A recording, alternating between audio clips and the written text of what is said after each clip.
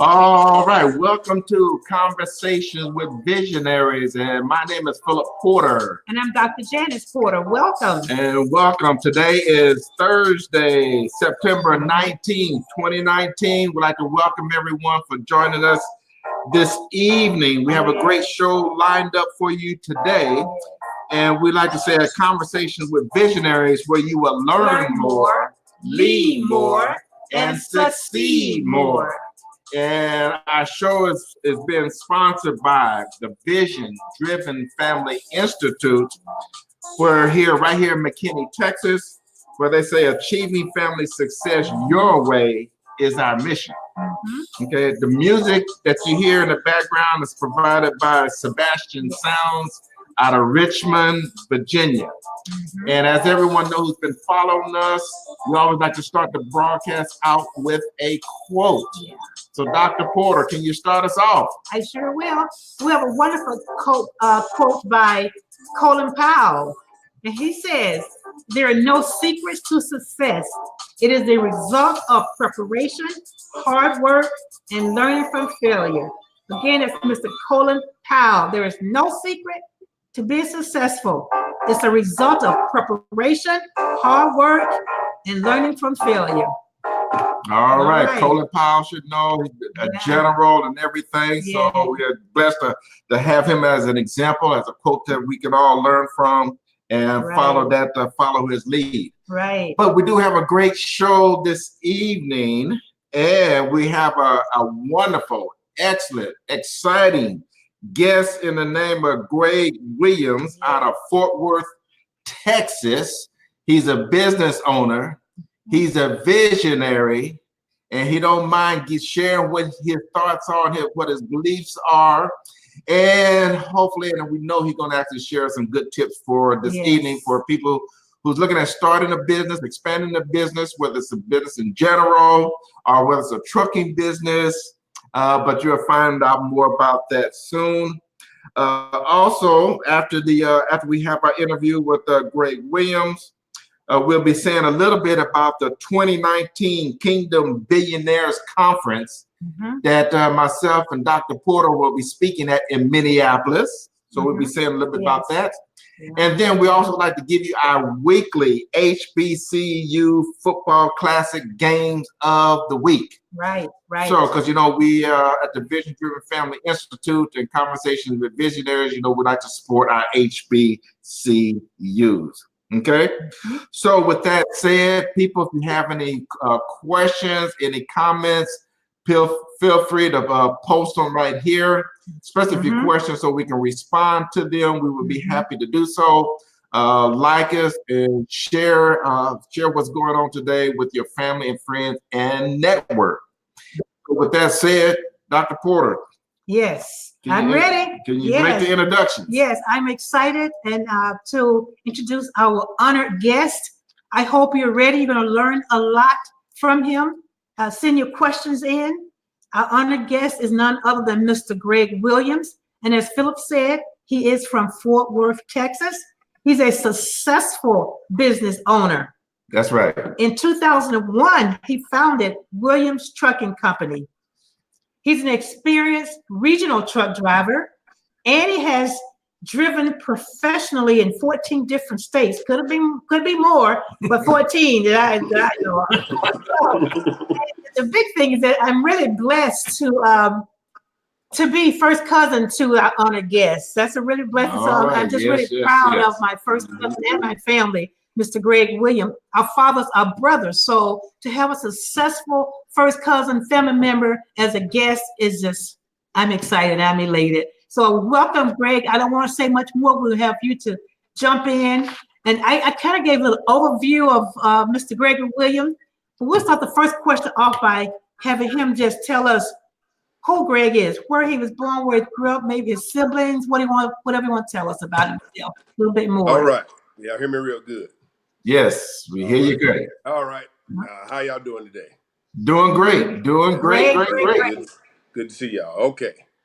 I am Greg Williams. These are my cousins, Janice and Philip Porter. Yeah. I was born and raised in Fort Worth, Texas. on a side of town called Morningside, aka Morningside. the South Side. All right, Southside. Okay. I've been living here most of my life, kind of moved back and forth different places, but just been home most of the time, most of all my life. Okay. Uh, what else? Trimble Tech High School, Fort Worth, 1988. Um, let me think. It's a lot of stuff. I got a lot of stuff. I don't know where to start. Take your time. I really don't. Just ask some questions and I'll answer. Okay, we'll keep going then. So the next question is, let's talk about the business part. Okay. You know, it's really good to have a business and being from your own hometown where you grew up. So why did you start your own trucking business, Greg? One of the reasons I grew up, me and my father always had businesses, you know, from car lots, from detail shops, Yes. beauty supply shops, and it just kind of grew on me to just Okay.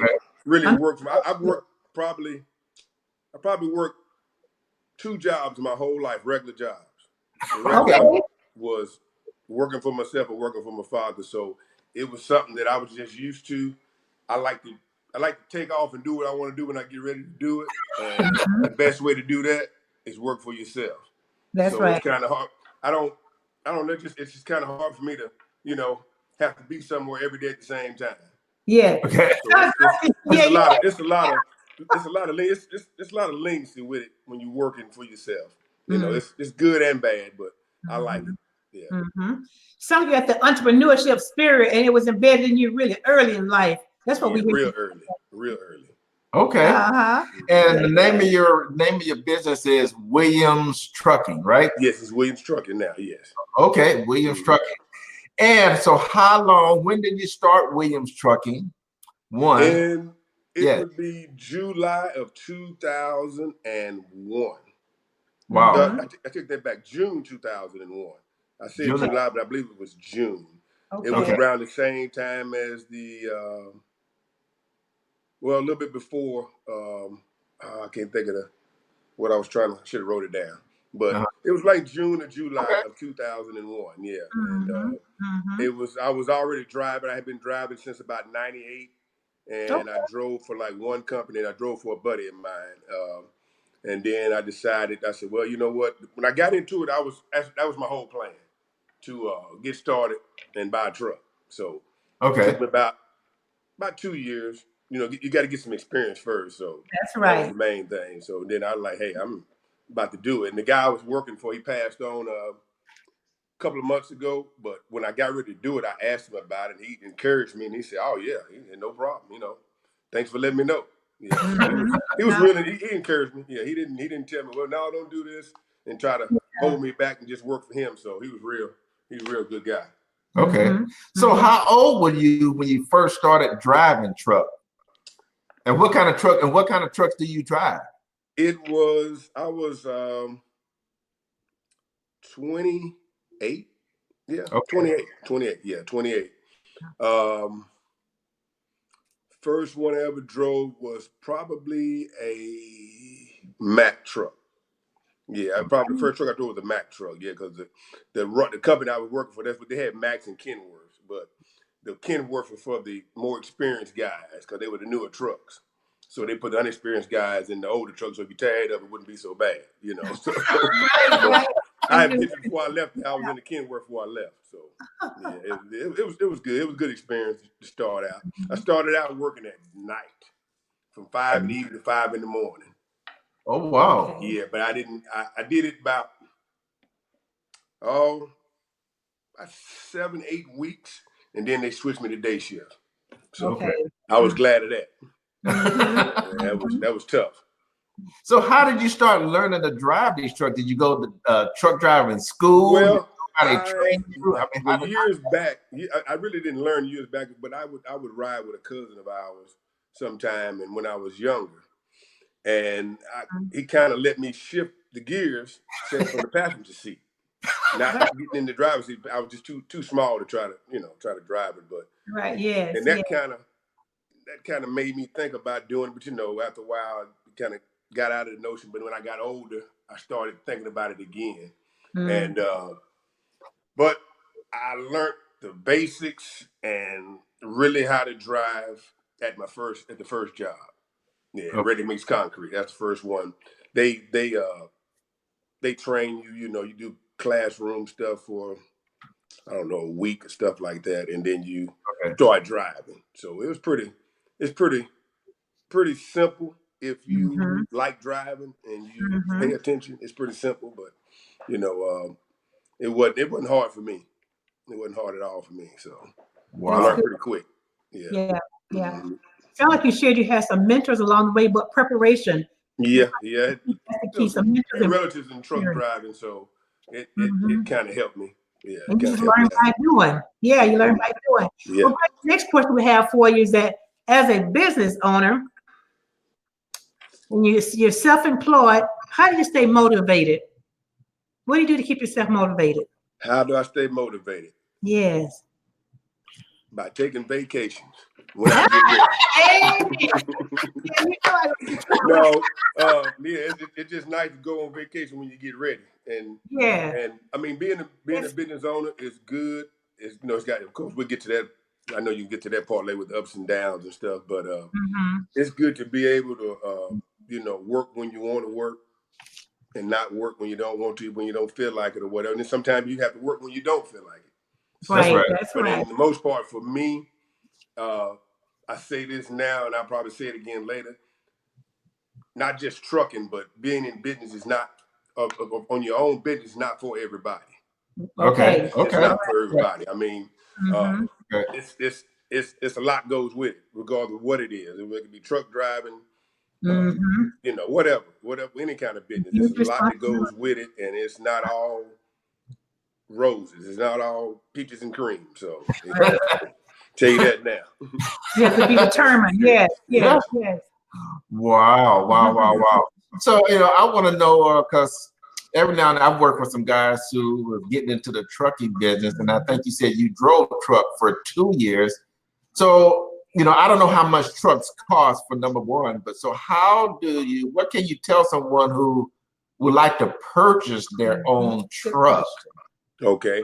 I'm sure there's a nice cost to that. I don't know how you went about saving and whatever, I put it this way, for purchasing the truck. Like I said, first thing I said earlier was experience. You got to have the experience. And in the trucking industry now, back long time ago, you could just get a truck and get in it.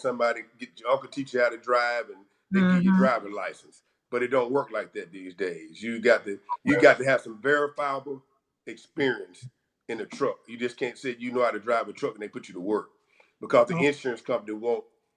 If it's mainly maybe a lot of places like 2 years worth of experience. Okay. If you only got a year, you just can't go out and buy a truck and put it to work. In most cases, it's ways to do a lot of stuff, but you can go out and buy a $70,000 truck. Wow. Have 6 months experience or 8 months experience, and you can't go and put it on anywhere because you don't have the experience. And then the insurance companies won't insure the people that you're trying to work for or whatever the case may be. So that's one of the first things. You got to have some experience. You just can't go out here and get a truck and just say, I'm going to drive a truck. It don't work. It doesn't work like that. I mean, a lot of people have a lot of different misconceptions about truck driving and buying a truck and doing this, and it's not what you think it is. I mean, it can be done. It can be done, but you just can't get up one day and say, I'm gonna drive trucks and go get a truck and go to work. Don't work. It's not gonna work. Yeah. Okay. Yeah, it's different these days. Everything's got to be verified. You got to have some verification that you've actually been driving a truck, and that's a good thing, because one thing about it, you don't want to be in the truck and not experience anyway. That's right. You don't want to kill yourself and kill nobody. So you need the experience. You need as much experience you can get. But like I said, mainly these days, some places a year, most places 2 years, some places more than that. But 2 years about get you just about anywhere. If you drove, maybe not even cross country, but just having experience, a verifiable experience. Yeah. First thing you need. Yeah. So when you're buying a truck, do you have to have good credit? Is that something that that'll help you out a whole lot? Yeah, that helped you out a whole lot. Yeah, that helped you out a lot. That's for sure. It helped you out a lot to have good credit. And I mean, not A1 credit. Okay. Just decent credit. I mean, Mm-hmm. decent credit. You don't have to have a 800 credit score to buy a truck. Okay. But of course, the better your score is, the better you get Great, your yeah. financing and your interest rate. Yes. And and they kind of go by they use your credit, but they kind of go like I guess what you call business credit. You need good credit, but you kind of build a business credit too, like buying a truck. And it's like I said, the better your credit, the better it is. But they have places that you can buy trucks, and you don't have real good credit, and you need some money. You need money to put down. So don't be discouraged if your credit is low. But if you can some kind of way come up with money, certain places you can get a truck, and you try to keep your note down as cheap as possible, and short-term financing if you can. Okay. You don't really want to get into a 5 or 6 year big truck note. Well, Too many things happen in 5 or 6 years. It's a good Yeah, point. you put a lot of miles on the truck on a yearly basis, so you really don't want to. Don't get me wrong. If that's what you have to do, that's to get started. That's a case by case situation. But if you can, your credit pretty decent, or if you got a little money to put down, you can get it and try to get it as cheap as you can. Cheap as you can a month, of course, with your credit, and and try not to finance it. It's not like a car. You don't need a 6 year truck note. You need to get it. You need to get it. Try to get it short. And like I said, not everybody can, but if you can, that's the best out. 3 years is about as much as I want. Is that right? Yeah, I mean, 3 years is all I want. Right. I guess unless you put a lot down. Depends on the price of the truck. Depends on the price of the truck. And you can buy a good truck between $40,000 and $50,000. Oh, okay. You don't have to buy a new truck to make money driving a truck. Okay. Good point. I come across a lot of people out and about, and they always ask me about, man, I'm thinking about buying a truck and this and that and that. And they talk, a lot of people that drive trucks, a lot of my fellow truck drivers will feed people a lot of stuff that really just, I'm not gonna say it's not true, but you don't have to do that. They tell you, man, you need to get you a big Peterbilt with chrome on it. None of that makes a dime. A truck with chrome on it makes no money. No more money than a truck with white wheels on it and three different size tires on it. You know what I mean? So you want a nice, decent truck. As low mileage as you can get, but you do not need a new truck. You just need a reliable truck, right? Yeah, you just need a decent truck for a decent price. And this day and time, it's so easy to research. Okay. And if you're looking at some trucks, you can go on there and put the year model in and say, you can look and see what kind of problem that particular truck has. All of them will have some kind of problem. Some of them more than the others, some of them less than others. But you can kind of research before you actually go out and buy a truck now. And just like buying a used car, you get it and you hope for the best. All right. So do you need to know how to work on a truck and fix your own truck? That would be great. But if you have a truck, you will learn how to work on it sooner or later. If you drive a truck, you will learn how to work on it sooner or later. It's some things that you're going to probably end up having to do.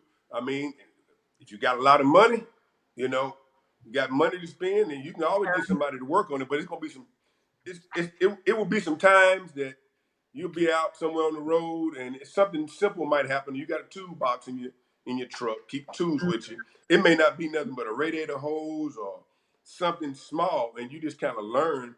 You'll eventually have to do something to a truck that you didn't intend to do, and it may be something small. As long as you can do the little small things to it, it'll help you. If it's just enough to get you home until you can get to your mechanic, you might have to wrap a hose up with some kind of tape or anything just to make it in, so you can get it fixed. But you need to. You don't have to know about working on a truck, but you'll learn a little bit as you go. If you drive them long enough, you'll learn some stuff. Yeah, you'll learn some stuff real quick. All right. Mhm. I know when we was talking before you got on, you were saying that you primarily now drive regionally versus what nationally or over Yeah, the over the road. road. Yeah, What's the over the road. over the road or regional driving? Yeah, I'm what you call regional. Is what I'm called regional. You run, you know, Texas, the little bordering states, Texas, Louisiana, Arkansas, Okay. Mississippi, Yeah. uh, you Mhm. know, places like that. And over the road is what it sounds like. Over the road, you know, all over the country. Uh-huh. And that's a preference thing. Oh, If that's okay. Okay. what you want to do, that's fine. A lot of people that I know, I'm gonna say this, that I know, a lot of my Mhm. friends, we run regional, we run local stuff, we run regional, but we've been doing this a long time. And Okay. Okay. we just happen to live in the Dallas Fort Worth area. There's a lot of freight in and out of here. You Yeah. can't do that living everywhere. It's where Ah, you live at, okay. and the Mhm. whoever you lease to, or if you got your own authority or whatever, it's Mhm. you know it's the customer base that you have, or who you working for, their customer base that Mhm. allows you to do that. Okay. You can't just go anywhere and do that. But if if you're in it long enough, you get to the right place, you can do it, and you can make a living. You don't have to run over the road to make a living. That's the old style. I mean, a lot of people still do it, but that's the old style of trucking. You don't have to do that to make a living. Trust Okay. me. Yeah, you don't have to do that. If that's what you want to do, that's fine. But you Sure. don't Mhm. have to do that to make a living in trucking. You know, a Mhm. lot of people see me and say, "Man, you at home every day?" I say, "Yeah, I'm either at home or on my way home." But Yeah. I mean, I Yeah. still make a decent living and not have to be gone away from home 2 or 3 months, 2 or 3 weeks. You know, 'cause you spend a lot of money on the road, and Yeah. you spend a lot of money every day. If I leave and go somewhere, go to Austin or wherever, come back, you know, I spend 25, $30 every day just being at home every day. So you just imagine that being gone Yeah. 2 months, you know, Yes. that's a lot. That eats a lot of your profit.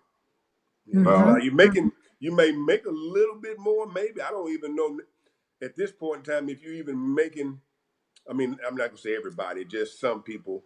I don't general. know if a lot of people running the road make as much money as me and my friends of mine do, and we're at home every day.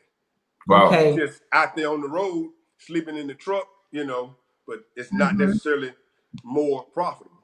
Mhm. Okay. Mhm. Wow. Mhm. Wow. Wow. Mhm.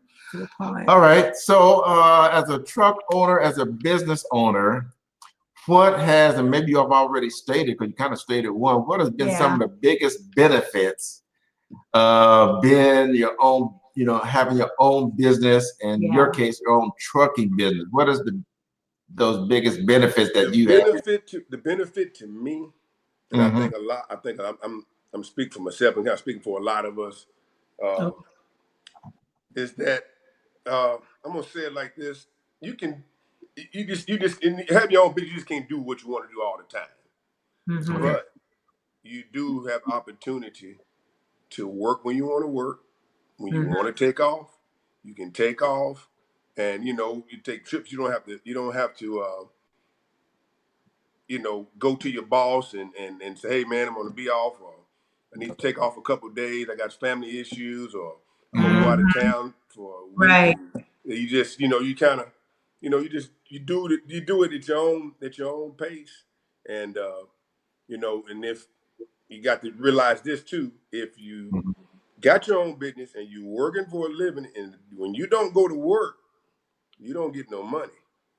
Mhm. So Mhm. remember that too. When you're on Right. That's vacation in the right. Bahamas and you kick back, remember that you're not making any money.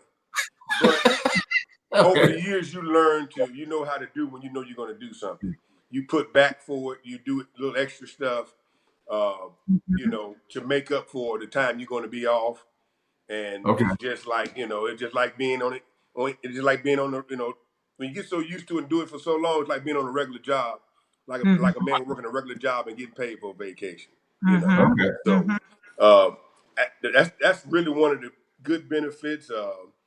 I mean, it's a lot. It's a lot of. I can't even name a lot of things that just Hmm. makes it more of a benefit to. I mean, to me, it's just you got a lot of freedom. You got a lot of you got to work. You got to work when you're working, but you got a lot of freedom. You know, Okay. you can, if you don't want to go to work, and I say this in most cases, some owner operators may work for a company. You might have to let them know that you're going to take off, you know, and this and that. But in the most part, you kind of got a lot of control of what you do. For the most part, for most people that lease the companies or whatever, they got the most part can do some of the more things than the person working on a regular job. Yeah. Okay. You got a little bit more. You got a little bit more say so about what you do. You know? Okay. Yes, yes, Okay. yes. Good. That's great. So, Brady, along those same lines of the benefits and the freedom and all that, what have you found to be the greatest challenges of being an owner of your own business? 3 letters. All right. I, the R, and the S. Okay. Internal Revenue Service, one of the biggest challenges. Internal revenue. It is something that is just really you have to. It's something really. Yeah, you have to keep. You know, you got to try to keep up with a lot of stuff. And paperwork. and Yeah. of course, you know they get tougher every year. You Mm-hmm. know, different stuff. You know, stuff that you can write off and stuff they give you credit for. And over the time, that's been my biggest challenge. Is just dealing with. They change stuff all the time. You know, one year this much is okay. Next year something different. You know, that's that's not the only thing, but it's one of the most challenging things it is. You know, because you that and I'll say that. You know, your breakdowns, of course. When you break down, that would be number 2 on my list. Okay. Breakdowns, you know, because they can be expensive.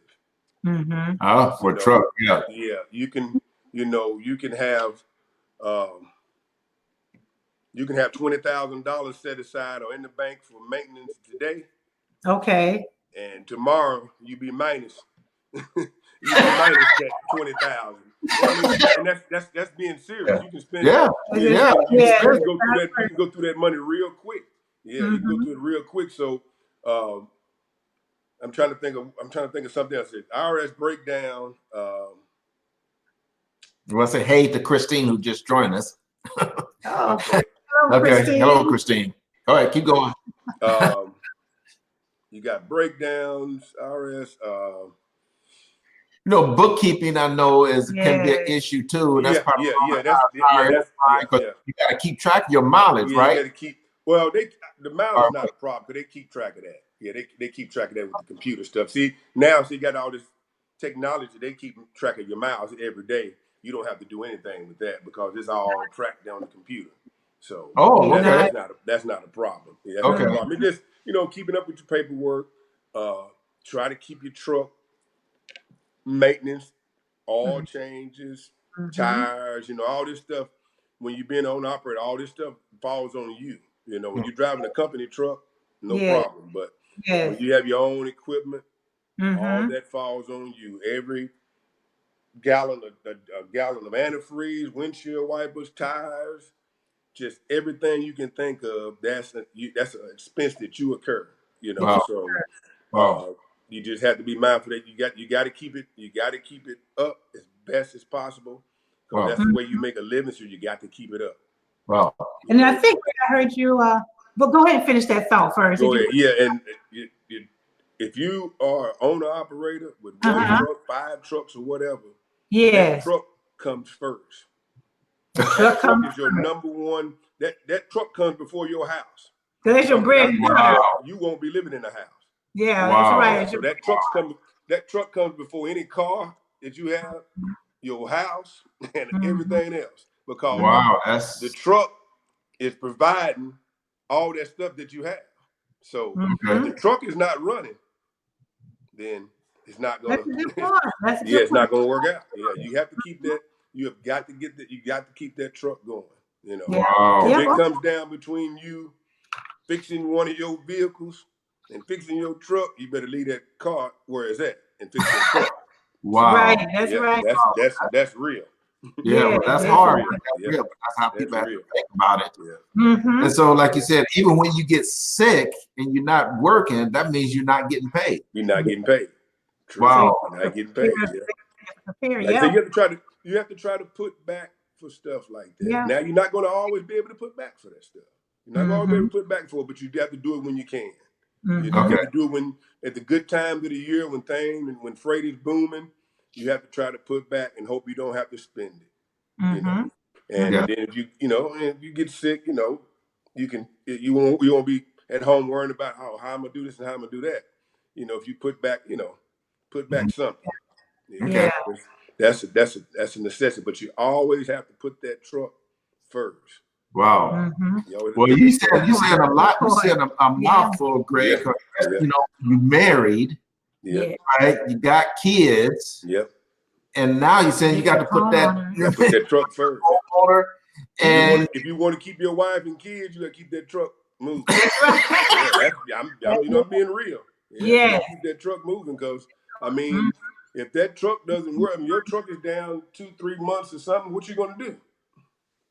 How you gonna pay your house note? How you gonna pay your car note? yeah, You got to keep moving. Yeah, so you may have to put some stuff off at the house if it comes between something going on at the house or around the house or maybe a vehicle or something. You got to put that truck first because that car doesn't pay any bill. That car is surviving off of you in that truck or trucks or whatever the case may be. So yes, that's right. If the car's not running and the truck not running, you fix the truck. The car later. Yeah, you fix the car later. You fix the truck now. Yeah, okay. If you want to keep eating, you'll fix the truck.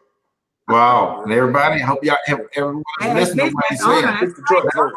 That's for sure. Right. Yeah, that's ownership. If your wife's car is broke, she got to ride the bus to catch Uber. And you got to fix the big truck. Yeah. You got to fix it first. Yeah. Okay. I hope everybody's listening to what Greg.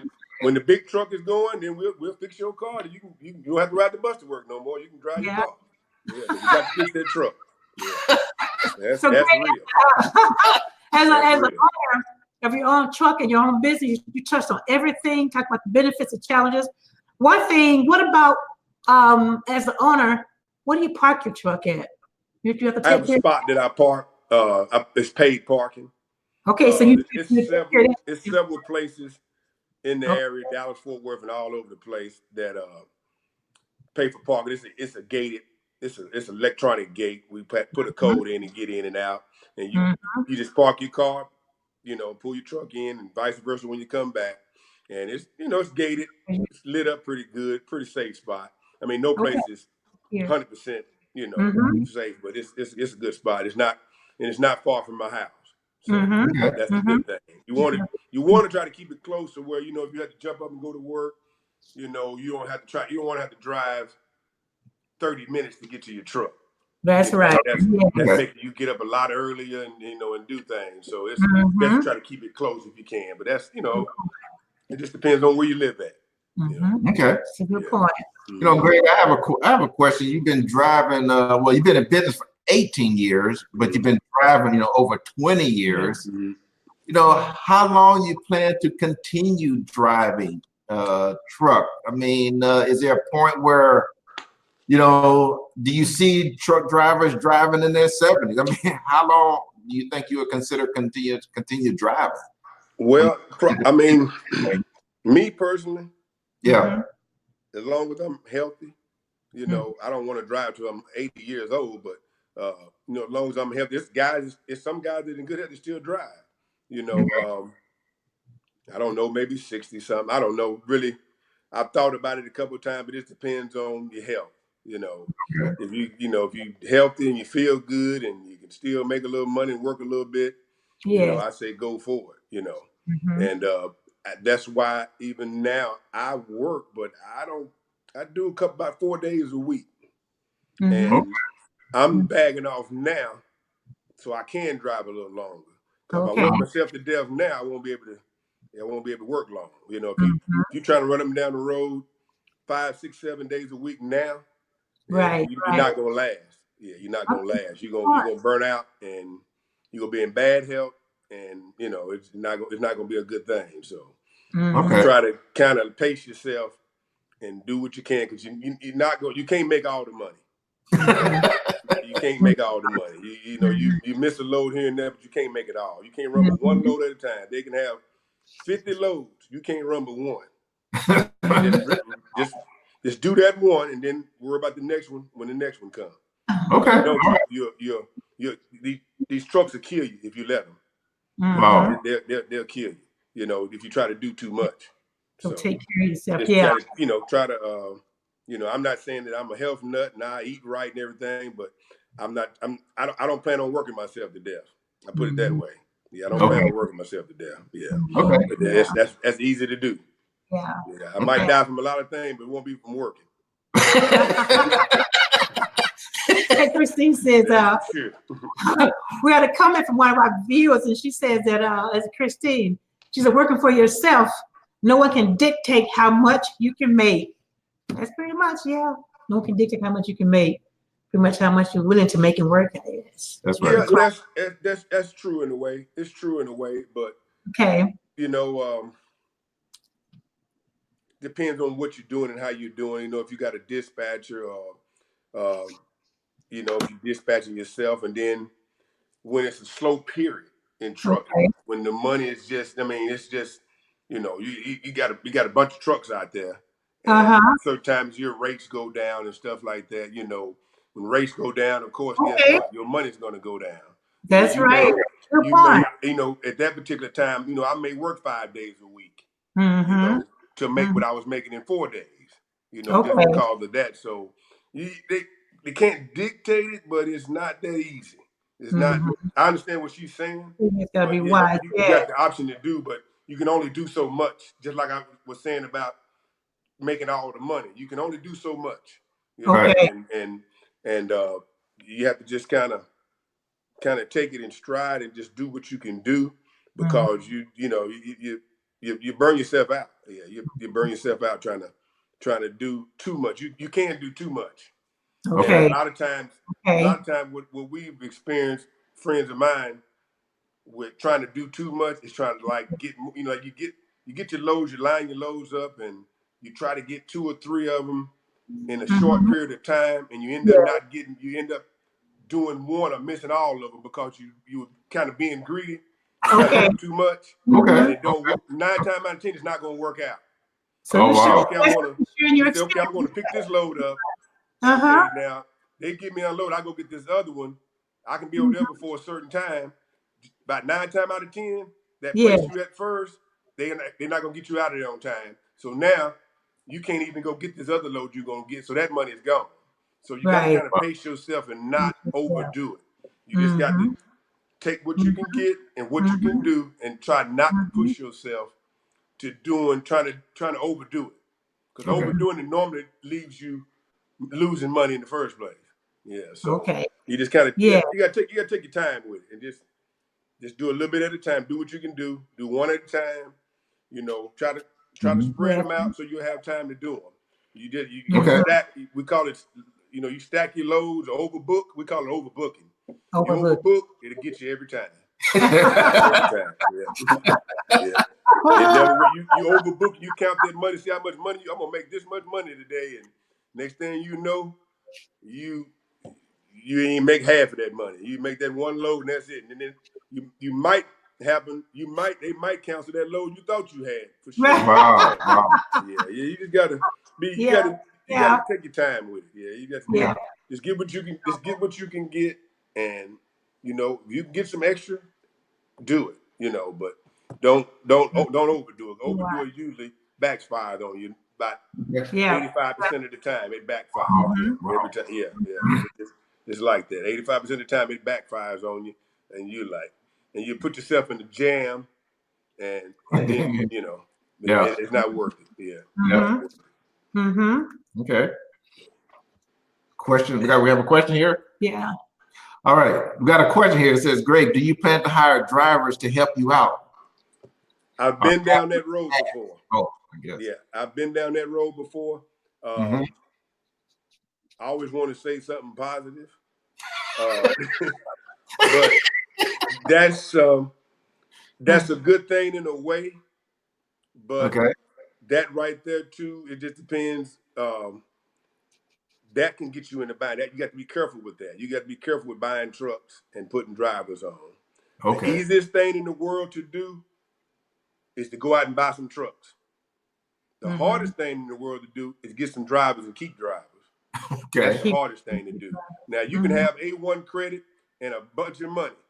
You can go out here and buy 5, fairly new trucks. Okay. And you can have you'll have guys, ladies, or whatever. They'll say, hey, if you get a truck or you got somewhere to put a truck on, I'll be more than happy to work for you. Hey, they qualify with the company and everything. Okay. They'll get in there. I'm gonna do just a little kind of like, say you got 3 trucks. Say you go out and buy 3 trucks. You got 3 people already lined up to drive. All 3 of them have said to you, hey, I drive no problem. I mean, I don't, I don't, I'll go anywhere. I'll do this and I'll do that.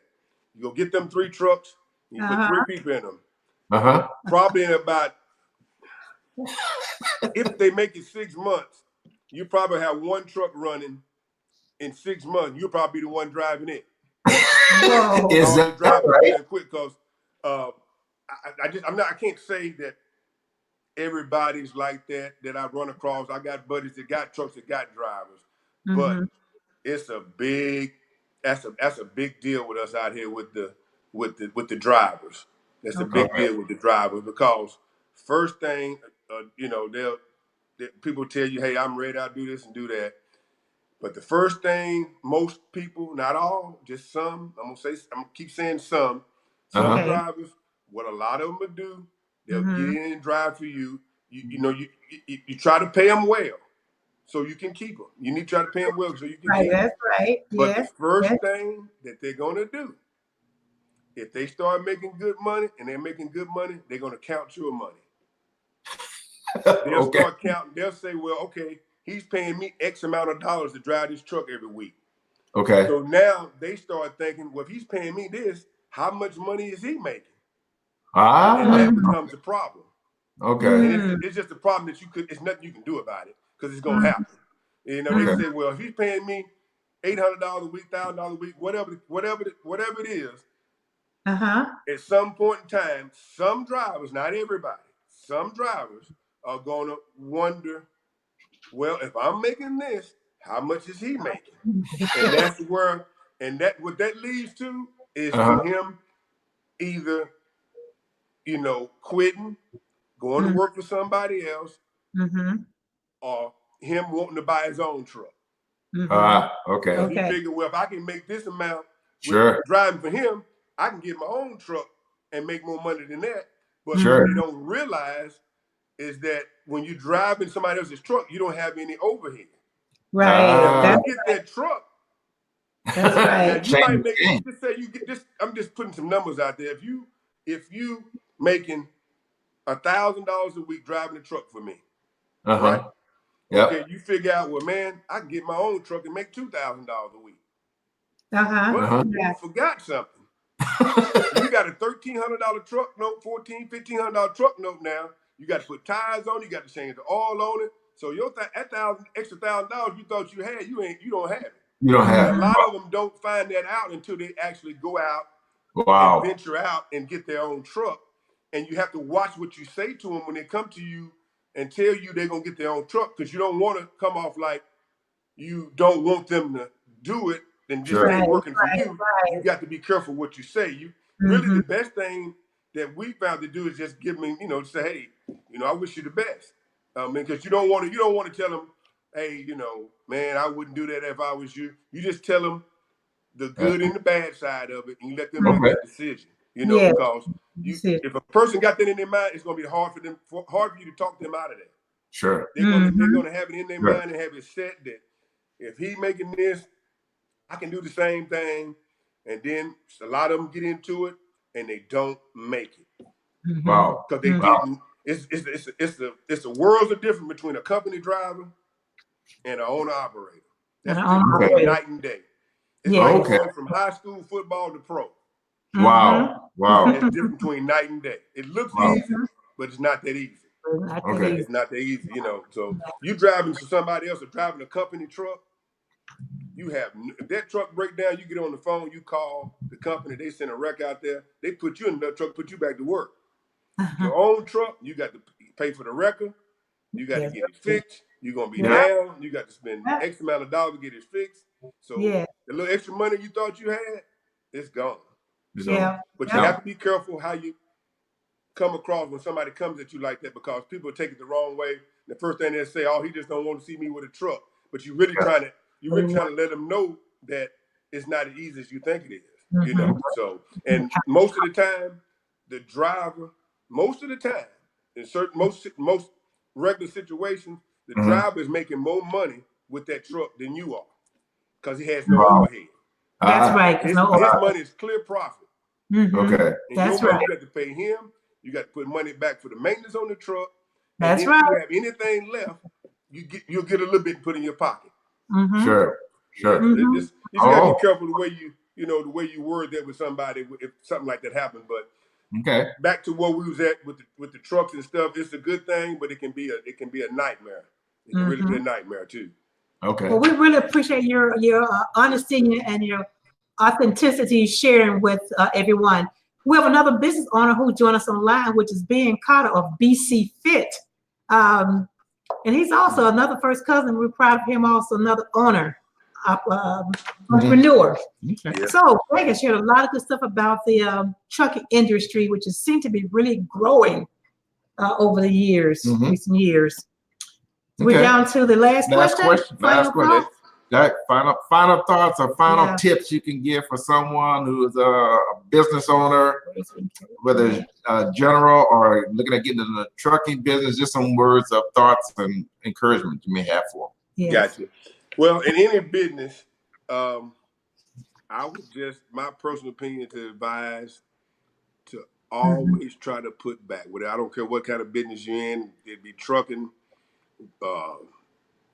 detail shop, car wash, selling pickles. I don't care what it is. Just anything that you're doing, try to put back. Because any kind of business that you're in is going to always be some setbacks. There's going to be always something to come up that you didn't know was going to come up. That's right. You're going to need some money. That's right. You know, and try it. And if you get into business, if your credit is, if credit's not that good, try to work on your credit. Try to get your credit pretty decent, because there may be some times when you don't have the money, but you have the credit. You don't want to have to use your credit, but if you put in a bind and you have to, at least you have that option. Because you may not have nobody to go to help you out. You may have to depend on yourself. And so that's why I say that, try to have decent credit and try to put back when you can. And I know you won't always be able to put back. You won't always have it put back, but try when you can as much as possible. And because it's going to always be something. Every time you think that it's going good, that's the very time something's going to cost you. It never fails. It never fails. But I've been over 18, 19, 20 years. I've been, different places, and I've had ups and downs, but I mean, it's good to me. It's good to me. Sometimes you get frustrated and you want to quit, but stay with it. Not an option, for me. That's right. Don't quit. Just keep going. Just keep going. That's right. Quitting is not an option. Quitting. If you quit, if you quit and you do something else, that you're gonna have problems doing that too. That's right. You'll have another problem. That's right. You're not gonna get rid of no problem. So that's right. It might be a different problem, but you won't get rid of problem. You're gonna always have a problem doing something. All right. How you gonna deal with them? Yeah.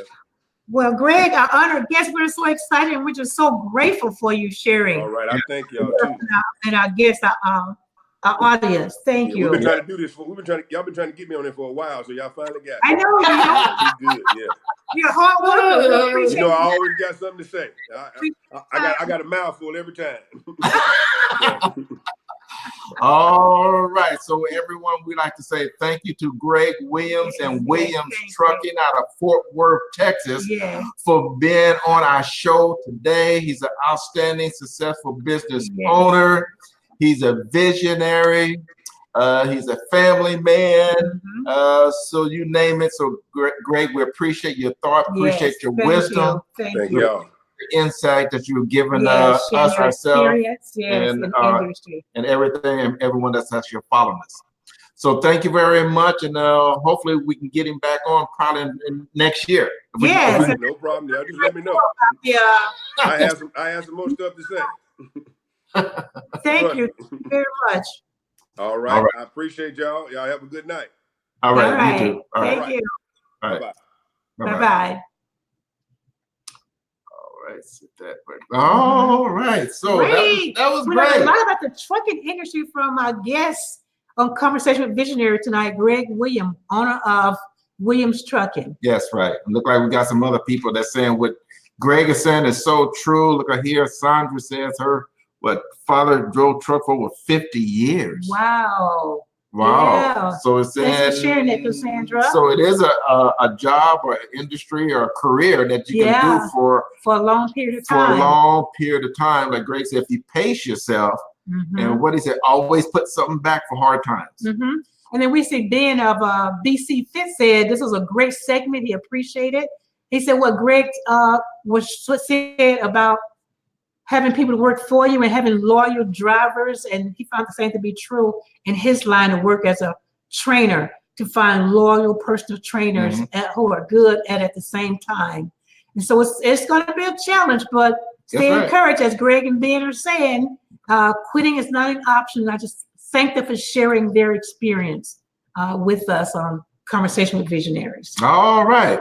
All right. As we kind of wind things down, we want just a special few announcements. Okay. Just a few announcements. Myself and Dr. Porter, we're excited because we're going to be back in Minnesota on Saturday, October 5th.